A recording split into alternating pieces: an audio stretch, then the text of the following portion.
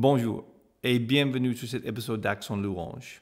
Oui, on est de retour. Ça fait plusieurs semaines que c'était vraiment pas possible de produire le podcast parce que je vais voyager en Afrique. Je vais à la grande conférence de Évangile 21 et prendre ta place à Genève, de préparer et franchement, c'était juste pas possible. Mais on espère de faire quelque chose à peu près tous les 2 semaines pour les prochains plusieurs mois.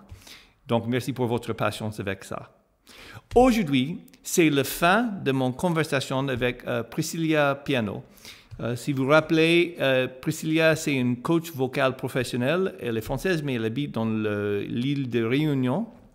Elle a beaucoup d'expérience et elle partage son expérience avec nous.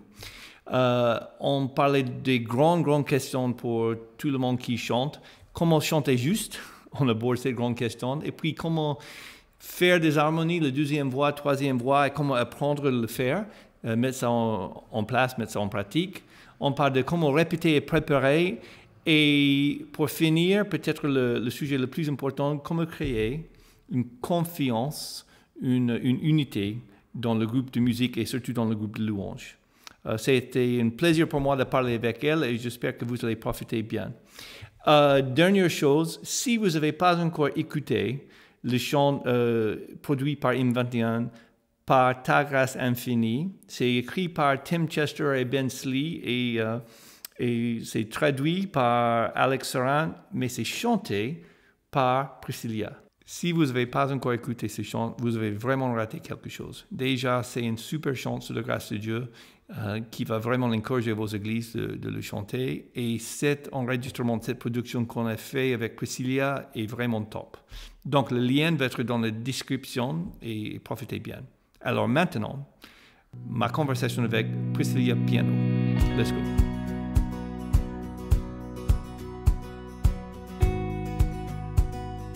J'ai deux questions pour moi très importantes que je vais aborder et puis on va dire que ça suffit pour aujourd'hui. Mais merci pour le temps que tu m'as accordé. Avec plaisir. OK. Le premier et le plus gros problème, on avait parlé de plusieurs problèmes, mais on n'est pas encore touché le plus gros. Et tu sais qu'est-ce que c'est? C'est la justesse. Oui. Avec le chant. Ça c'est... On peut supporter quelqu'un qui chante avec un timbre qui n'est pas top, mais on ne supporte pas quelqu'un qui chante faux. Donc, quel conseil est-ce que tu as pour le chanteur déjà d'être conscient, on avait déjà parlé de ça un petit peu, mais d'être conscient de la justesse, comment savoir, quels exercices est-ce que tu fais ou quel conseil est-ce que tu as, comment chanter juste? Allez, go. Eh bien, la grande question, la grosse colle pour tous les profs de chant, mais pour avoir vu ma maman faire ça avec des gens aussi, je sais que alors, déjà, il faut être conscient, il faut déjà partir la première chose à savoir, c'est déjà, est-ce que la personne, elle entend ou pas si elle chante juste? Ouais. Si elle n'entend pas, là, c'est le cas le plus difficile dans le sens où, si elle n'entend pas qu'elle chante faux, il faut apprendre à son oreille à se réajuster. Du coup, ça, c'est la plupart du temps, c'est beaucoup d'exercices avec le piano pour qu'en fait, elle entende la différence entre les notes. Il y a des gens qui entendent vraiment pas. Avec vraiment beaucoup de pratique, c'est possible que la personne, elle se réajuste, mais c'est pas impossible, mais ça sera beaucoup de travail. Mais c'est un travail de rééducation de l'oreille à entendre les notes, à entendre la différence, à entendre est-ce que c'est plus aigu. Donc, ça passe par juste faire des exercices où, en fait, la personne fait la note, on fait une note au piano et la personne, elle fait la note. On fait une note, elle fait... Et essayer d'aussi imprimer, en fait, dans la mémoire auditive, les séquences. Par exemple, do, ré, mi, fa, sol, la, si, do, faire la gamme et le répéter. La personne, elle le chante. Ce genre de choses, c'est comme si ça imprime à l'intérieur de l'oreille, ça imprime, en fait, les écarts avec les écarts entre toutes les notes, les fréquences. Après, si la personne, elle entend qu'elle chante faux, mais elle ne sait pas comment se réajuster, et bien là, c'est la même chose. On va faire des exercices où on va travailler l'oreille, c'est-à-dire qu'on va travailler avec certains écarts, des gammes, pour qu'en fait, on rééduque cette oreille à apprendre à entendre, ok, quand je veux faire cette chose-là, je me concentre, j'y pense, et hop, je me mets. J'ai déjà eu des élèves comme ça où en fait, s'ils ne se concentrent pas et qu'ils essaient de faire comme ça, ils n'y arrivent pas. Mais s'ils pensent à la note qu'ils veulent faire, qu'ils écoutent et qu'ils pensent à la note, au bout d'un moment, il y a des choses, petit à petit, ils y arrivent. Ça leur demande peut-être plus de travail que quelqu'un qui a l'oreille et qui va chanter comme ça, mais c'est possible. En faisant faut que ça soit juste régulier en fait, que la personne, à force d'entendre, son oreille va se rééduquer. Tu as parlé du gamme. Donc, Oui. est-ce que pour toi, est-ce que c'est profitable de chanter du gamme, de travailler avec les gammes? Alors, ben, ça dépend du but. Moi, par exemple, dans les chants, dans mes cours de chant, je fais pas forcément tout le temps des vocalises. Mhm, Je fais beaucoup d'exercices parce que, comme je te disais, j'ai été formée avec j'ai fait des formations avec une ancienne kiné mhm, qui, elle, a été kiné pendant 20 ans et en fait, ça a beaucoup révolutionné un petit peu enfin voilà, ma vision du chant. Et en fait, je pense que les gammes, c'est très très bien quand on a besoin de travailler des choses spécifiques.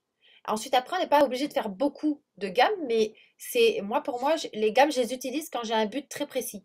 Par exemple, si je veux faire travailler quelqu'un, la tenue de notes, eh ben, on va faire par exemple une note avec des voyelles, on monte, mhm, juste pour que la personne, elle puisse mettre en pratique sur des notes l'exercice qu'on va faire. Parce que des fois, on va faire des exercices avec des pailles, on va faire des exercices des fois allongés, on va faire des exercices des fois différents types d'exercices, mais c'est pas forcément toujours lié à des mhm, gammes. Mais les gammes, pour moi, ce qui est bien, c'est que ça permet à l'oreille d'enregistrer les séquences et de mhm, travailler l'oreille à mhm, entendre toujours pour que quand on chante avec le groupe, on puisse reconnaître, ok, cette tonalité, je sais que je vais pouvoir faire toutes ces notes-là. S'il y a cette tonalité, je sais que cette note-là, ça sonne, il faut qu'on puisse être capable d'entendre que c'est mhm, faux. Mais si après la personne, elle a une bonne oreille, moi, je fais pas des gammes tous les jours. Par contre, j'ai plein mhm, d'exercices que je fais tous les jours dans mon quotidien qui m'aident à garder toujours ma voix en forme. Mais c'est pas forcément des gammes. C'est comme, je sais pas, faire des tours de terrain, alors que voilà, on va pas courir un 100 mètres et on fait juste des tours de terrain comme ça sans savoir pourquoi on le fait, quoi. Moi, je mhm, pense que tout ce qu'on fait, il faut qu'on l'utilise avec le but. Donc, par mhm. exemple, si on veut travailler son oreille, on fait des exercices précis avec ça. Si on veut travailler, par exemple, je sais pas, un passage d'une chanson, on va le travailler avec deux, trois exercices de voix et ensuite après on prend la chanson et on le chante dessus pour avoir la même sensation qu'on a eu, par exemple, avec l'exercice avec les notes, quoi, les vocalises. Ouais, OK. Je, le raison pour lequel j'ai demandé pour les gammes, c'est que je sais, et comme j'ai déjà, j'admettre tout de suite que je suis une chef d'orchestre qui a été demandé de jouer le rôle de chef de chorale avec Ouais, beaucoup de formation d'orchestre. Donc, j'ai utilisé les choses que je savais ou les outils que j'avais ouais, avec plus ou moins de succès. Mais une chose que j'ai remarqué, donc on fait avec les orchestres et tout le monde qui joue les instruments avant, on fait beaucoup de gammes. On fait des gammes, c'est gamme, gamme, gamme. Mineur, mineur, en tiers, en quatre. J'avais même un professeur qui me fait jouer toutes les gammes mémorisées avec un métronome et lire le journal en même temps. Mais après, je dois oui, expliquer oui, le journal pour que ça oui. devienne vraiment un automatisme. Oui, OK. Mais une chose que j'ai réalisé et tu as touché sur ça, les gammes pour moi, c'est super bon pour travailler les oreilles. En fait, oui, de savoir, OK, une deuxième c'est ça, un tiers c'est ça. Et ça que je fais avec exactement. le crowd, souvent, on chante les gammes, on apprend à chanter bien une gamme en unisson, ça fait écouter. OK? Et puis Oui, on chante en round, en anglais, on dit en canon. Donc da, na, na, na, na, na, na, na, on fait quatre noirs chaque. Et puis, deux temps après, et on fait en trois groupes, et que ça fait que chaque fois, il y a une corde qui se perd. Tu vois, et ça forme non seulement d'écouter et oui, match une unisson, mais aussi une tiers, une quatre, oui, une deuxième, une cinquième, et de prendre le son de ces intervalles. Et oui, ça c'est nous très bien ça. amène, ouais. Et ça nous amène au dernier grand sujet que je vais parler avec toi, c'est les harmonies. Je sais que tu as beaucoup Oui, d'expérience, comment trouver le deuxième voix, comment... Je connais beaucoup de gens, je vois ça souvent. Oui, je vais faire une deuxième voix, mais je ne sais pas comment. Et donc, la raison pour laquelle j'aime bien chanter les gammes ensemble, parce que c'est ça qui nous aide de savoir si on est juste sur les intervalles différents qui nous font les harmonies. Alors, pour toi, quel conseil est-ce que tu peux nous donner pour comment tu as deux, trois chanteurs sur scène le dimanche, quand il répète, il va faire une deuxième voix, il va faire une troisième voix. Comment le faire, comment commencer, c'est quoi ton processus pour ça? alors déjà, il y a deux cas, enfin il y a plusieurs, enfin tout le monde n'est pas pareil. Par exemple, il y a des gens qui sont capables de, à l'oreille, s'adapter à n'importe quelle tonalité, à n'importe quel accord et à être capable de suivre en fait la mélodie avec une tierce, une quinte et s'adapter en fonction de ce qu'il y a. Donc ça, en général, c'est des gens qui ont une très bonne oreille. Ces Mm. gens-là, en général, ils n'auront pas de problème. Ensuite, tu as ceux qui sont capables de, par exemple, attraper la tierce et qui seront capables de suivre, mais si par exemple le pianiste ou voilà, le guitariste fait un accord un peu plus jazz ou qui rajoute une septième ou une onzième ou une neuvième ou peu importe, je sais qu'après il y en a peut-être pas autant, mais si un accord change, ils vont peut-être pas savoir, ok là, Mhm. j'arrive pas à m'adapter. Et après il y a ceux qui ont envie de faire et qui en fait entendent pas et que c'est compliqué. Mhm. Donc, pour les gens, en fait, déjà, qui ne savent pas faire, c'est pas sur le moment même, moi, que je pourrais leur apprendre. En général, les gens, en fait, qui ne captent pas une harmonie de suite, ce qu'on fait, en général, ce que moi je faisais, c'est que j'enregistrais sur la chanson, j'enregistrais moi la voix pour qu'en fait la personne, elle puisse l'apprendre par cœur. Et quand elle l'apprend par cœur, au bout d'un moment, elle entraîne sa voix. Elle chante sur la bande son, tu vois, ça peut être une bande son avec la personne qui chante la mélodie, et moi je Mhm. chantais l'autre chanson Mhm. par-dessus. Donc je faisais deux fichiers, un où je faisais la voix sans la personne qui chantait, et un avec la personne qui chante dessus, pour être sûr que, ben, en fait, ils ont les deux. Et juste de Mhm. l'apprendre par cœur au départ. Si ça, c'est compliqué, ben, ce qu'il faut faire après, c'est ben, le travailler, en fait, avec bon, une personne qui chante à côté et ensuite le faire au piano pour qu'ils entendent en fait les intervalles et travailler en amont ben, leur oreille avec les intervalles pour qu'ils apprennent à entendre. Par exemple, euh, apprendre à faire, ben, comme tu disais, tu sais, tu prends une note et tu leur fais la deuxième note et tu apprends, par exemple, je pense que tu dois connaître ça, tu as plein de chansons qui t'aident à trouver les intervalles, de travailler, de faire des exercices d'oreille avec ça jusqu'à ce que petit à petit leur oreille s'habitue à entendre d'autres choses. À force de leur faire travailler ça, leur oreille, d'un coup, c'est comme si ça s'ouvre et ils Mhm. commencent à entendre bah, toutes les autres notes qu'on peut faire en fait. Le fait de se concentrer pour trouver la note. Après, ceux qui ont tendance à, enfin, les deuxièmes personnes, le cas des deuxièmes personnes qui, par exemple, sont capables de suivre, par exemple, sur une tierce, mais ils trouvent peut-être pas la quinte, mais ils arrivent sur la tierce. Si tu es pendant une répétition, ben en fait, là, ce que tu fais, c'est, moi, ce que je faisais, c'est que je restais à côté et on répétait, on répétait, on répétait, on répétait. Je leur chantais la voix à côté jusqu'à ce qu'ils l'aient bien. S'ils ont une bonne mémoire, que c'est des gens qui ont une bonne mémoire, on sait qu'ils pourront la chanter, c'est bon. Si c'est des personnes qui, par exemple, ils ont besoin d'un peu plus de temps, ben en fait, ce qu'on fait, c'est qu'on le prépare en amont qu'ils puissent bien l'apprendre. Et ensuite, après, quand ils arrivent à la répète, ben, ils se sentent prêts, ils ne se sentent pas sous stress parce que ben, c'est trop nouveau et qu'ils n'arrivent pas, voilà, par exemple, à emmagasiner la voix sur le chant, quoi. Oh, c'est chouette ça. Une chose que j'ai captée dans ce que tu viens de dire, un mot que tu as utilisé plusieurs fois, c'est préparation, répétition, préparation, Oui, répétition. oui. Donc chez vous, dans l'église, là où tu étais, vous faites comment vous répétez en semaine? C'est quoi la norme? Parce que ça, c'est une chose qui est très variable et je ne peux pas te dire combien des églises que j'ai trouvées en France. Et l'église là où j'étais à Lyon, il y a 20 ans, c'était comme ça. Ils arrivent 15-20 minutes avant le culte et voilà leur répétition. Et, voilà. Donc, pour toi, qu'est-ce que c'est raisonnable dans cette vie compliquée maintenant? Qu'est-ce que c'est raisonnable et qu'est-ce qu'il faut pour bien préparer le culte? Alors, ben, franchement, dans mon historique, comme j'ai connu plusieurs types d'églises, Mm.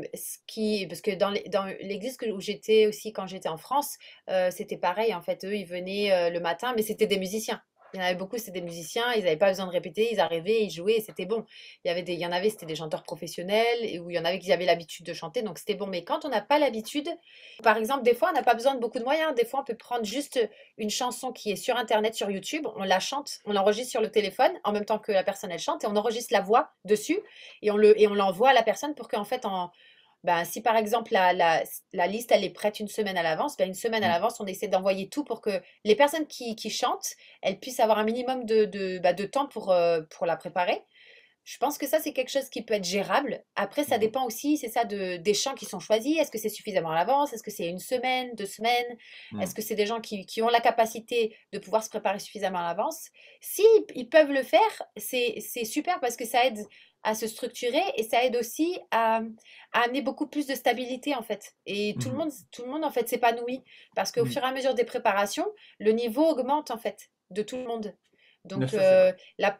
la préparation, si les personnes n'ont pas la possibilité du tout, parce que par exemple, des fois, il y en a qui ont vraiment des gros emplois du temps qui ne peuvent pas, ben, en fait, à ces personnes-là, ce qu'il faut, c'est aussi qu'ils soient conscients de ce qu'ils sont capables de donner par Mm. rapport à Et puis que ça soit clair aussi, je pense, avec le responsable qui puisse leur dire, ben moi, je peux pas me préparer du tout, du tout. Mais alors à ce moment-là, il faut que peut-être la personne, elle soit capable de se dire, ben au moins, avant de venir, je prends un moment et je répète, même si c'est par exemple une heure, une demi-heure, mais qu'il y a un minimum de préparation, parce que sinon, je pense que ça doit être compliqué. Ben, même pour la personne, quand on n'est pas préparé, c'est compliqué. Ou alors, si par exemple, les personnes, elles peuvent vraiment pas se préparer, ben, à ce moment-là, venir plus tôt à l'avance, pas 20 minutes, mais se dire, ben, on vient et pendant une heure, on travaille la liste, par exemple. Et là, même en une heure, je sais que voilà, dans l'église où j'étais aussi, pendant des fois, on venait avant, on venait une heure et demie avant, et on se disait pendant une heure et demie, on prépare et on fait que la liste. Et à la maison, chacun se disait, OK, moi je l'écoute, je la travaille. Et des fois, il y en a qui ne la travaillaient pas du tout, ils arrivaient, ils le faisaient. Mais c'est vrai que c'est toujours plus compliqué quand la personne, elle apprend le chant sur le tas que quand elle a minimum un peu écouté et travaillé avant. C'est quand même mieux, quoi. Même si c'est par exemple une heure avant. Une heure avant, ça peut être un bon compromis pour les personnes qui, par exemple, n'ont pas le temps du tout en semaine. Ouais, Mais ouais, sinon, c'est quand même mieux. Une semaine avant, c'est quand même mieux d'arriver à s'organiser une semaine avant, c'est bien. C'est mieux pour tout le monde, je pense. ouais, Selon les possibilités, évidemment. ouais. Moi, je suis fan, quand c'est possible, et c'est pas toujours possible, mais quand c'est Ouais. possible, je suis vraiment une fan pour l'idée de se trouver en semaine, Oui, à ça c'est très bien. notre contexte et bosser ensemble pour quelques raisons. Le premier, c'est que même si on se trouve une heure et demie devant le culte, ça peut être assez de temps pour mettre les choses en place, OK, mais il y a toujours cette tyrannie de l'heure qui approche. Oui, OK, c'est la pression. let's go, on va commencer là, il faut qu'on arrête là. Ouais, c'est ça. Et il y a un certain stress derrière qui, c'est juste différent. C'est juste différent. Et en plus, s'il y a un problème technique, s'il y a un problème, on ne peut pas faire grand-chose.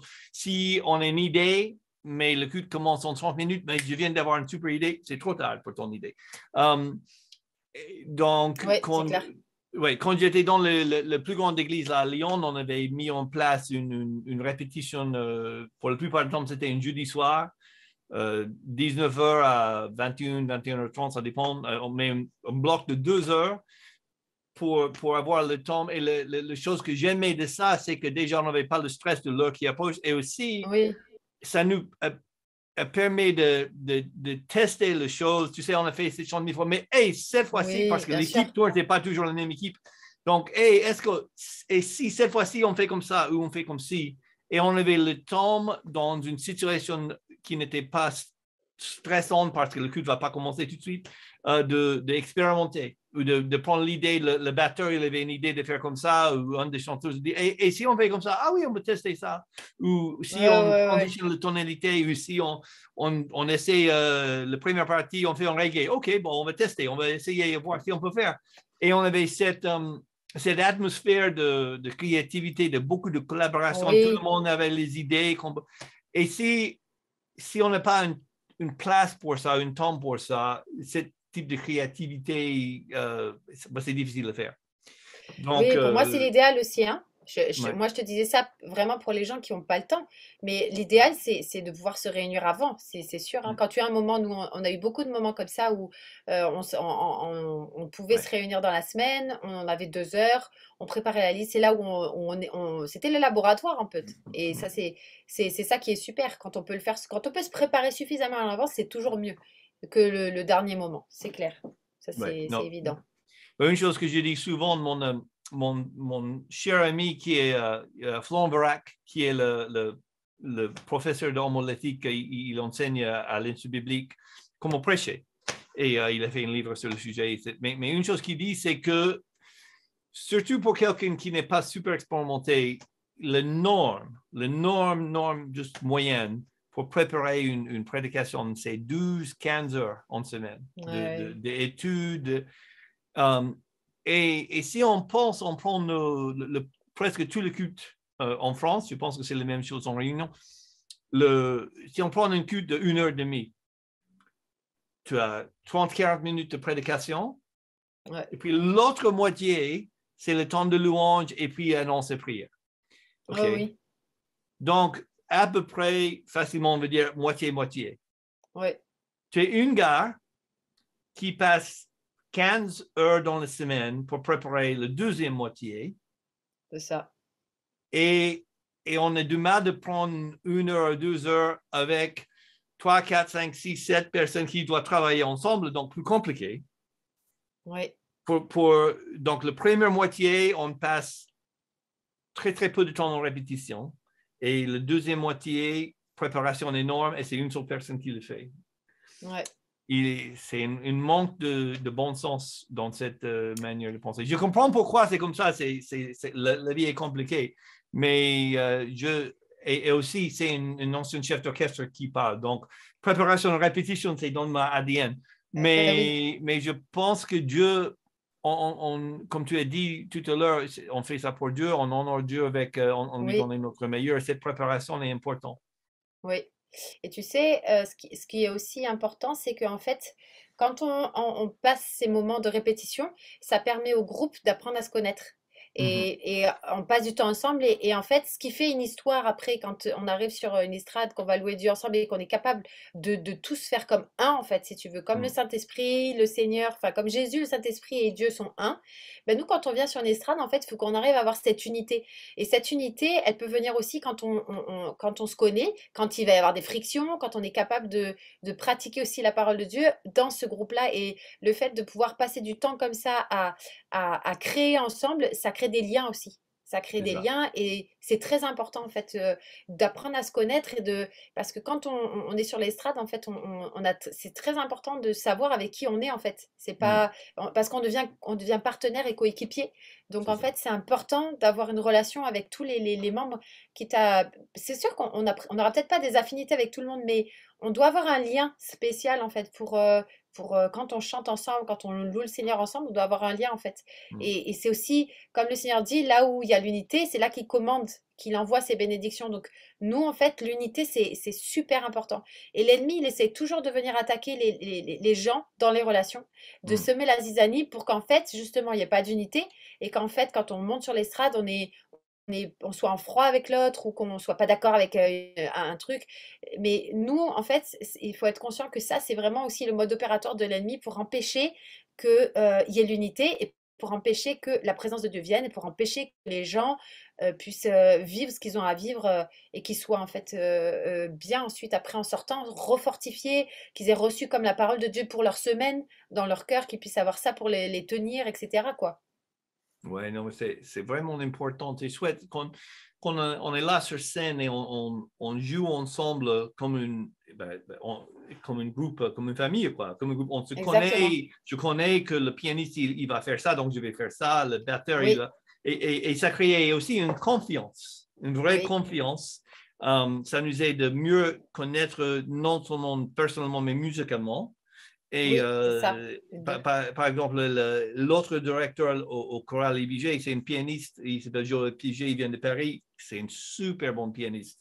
Et on a joué ensemble à toute l'ouverture, à toute la clôture et autres depuis 17, 18 ans. Donc Ouais. maintenant, des fois, on est tellement occupé avec le choral où il nous demande de faire un truc spontané, ce qui n'était pas préparé. Et c'est drôle parce qu'il y a 4 marches là à l'interpublic. Il y a 4 marches entre le sol et monter sur scène. Et des fois, et c'est juste parce qu'on se connaît, on a joué ensemble, mais tellement longtemps que on peut décider qu'est-ce qu'on veut faire pendant les 4 marches pour arriver au piano sur scène. Qu'est-ce qu'on fait? On fait ça, OK, super.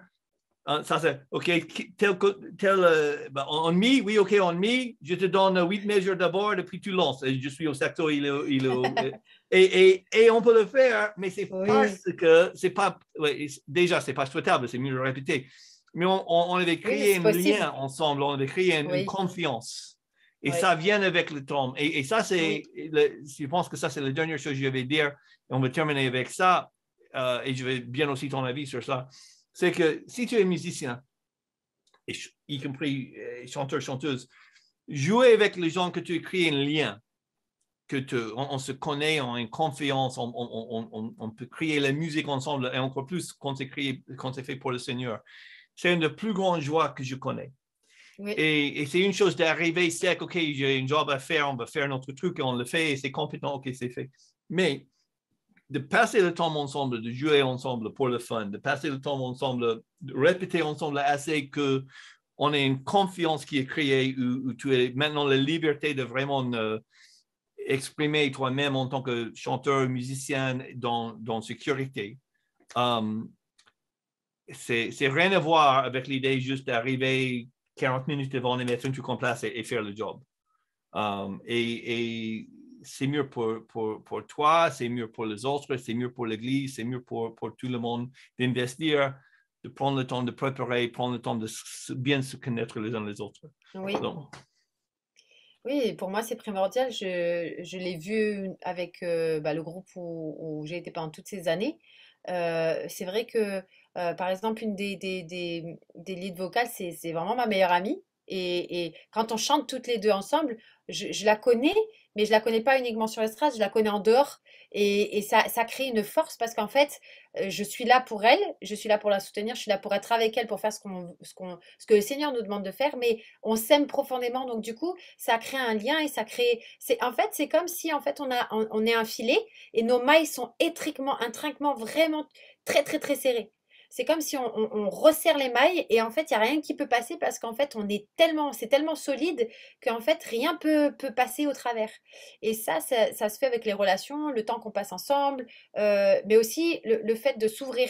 Parce que souvent, ce qui se passe, c'est que ça ne veut pas dire qu'on va dire tout de notre vie à tout le monde, mais juste accepter de faire confiance à ceux qui sont autour et d'être d'accord aussi de s'intégrer enfin de créer cette dynamique de groupe et de se dire que oui, on n'aura peut-être pas des affinités avec tout le monde, on sera peut-être pas tous les meilleurs amis, mais on va s'aimer vraiment tous et passer des moments ensemble et partager ensemble cette chose en commun qu'on a, c'est-à-dire la louange et servir le Seigneur dans ce domaine-là en fait. Et si c'est ça qui nous unit, on n'aura peut-être pas les mêmes goûts. Il y en a un qui va aimer le rock, il y en a un qui va aimer le jazz, il y en a un qui va pas aimer quand on fait ce genre. Mais à la fin de la journée, finalement, on est tous là pour la même chose, c'est qu'on vient là pour le Seigneur et on vient là pour le faire. Et quand on vient sur l'estrade, même si par exemple il y en a un qui aime pas le chant qu'on va jouer et qui se dit ah non j'aime pas ce chant, mais quand il vient sur l'estrade, il le fait parce qu'il sait qu'en fait là c'est plus à propos de ce que nous on aime, mais c'est parce qu'on est ensemble et on va le faire de tout notre cœur ensemble en fait. Et on met de côté un peu, on apprend à mettre de côté des fois les choses qui pourraient être des sujets des fois de discorde. Comme la Bible le dit, on se soumet les uns aux autres. Par exemple, moi, s'il y avait mon lead, je ne suis pas lead louange de vocal ce jour-là, mais que le lead, il me dit, bah, moi, j'ai envie de faire ça, moi, je la suis à fond. Et même si moi, peut-être, je ne le sens pas, ou même si j'aime pas le chant, mais qu'elle, je sens dans son cœur qu'elle est sûre de ce que le Seigneur a mis dans son cœur, je me pose même pas la question. Moi, je fonce derrière elle et je me dis, je suis sa coéquipière, donc moi, je suis là avec elle et on y va. En fait, c'est vraiment, pour moi, c'est comme dans le sport. Dans l'équipe de louange, on doit vraiment avoir cet esprit d'équipe où on se dit qu'en fait, on est tous ensemble. En fait, il n'y en a pas un qui doit en fait se dire, ben moi, j'ai rien à faire. Tout le monde en fait a un rôle primordial et c'est quand chacun amène sa pierre à l'édifice qu'en fait on arrive aux choses les plus magnifiques et c'est aussi là que le Seigneur peut vraiment faire ce qu'il a à faire, c'est quand chacun se rend compte de l'importance de sa place, quoi. Ça, c'est très beau. C'est très beau ce que tu viens de dire. Je pense qu'on ne peut pas faire mieux pour un dernier mot. J'ai bien aimé. Priscilla, merci beaucoup pour merci tout à ce que tu nous as toi. donné aujourd'hui. C'était vraiment chouette, un vrai plaisir. OK, donc ça, c'est tout pour cet épisode d'Accent Louange. Merci d'avoir passé ce temps avec nous et à la prochaine. Ciao.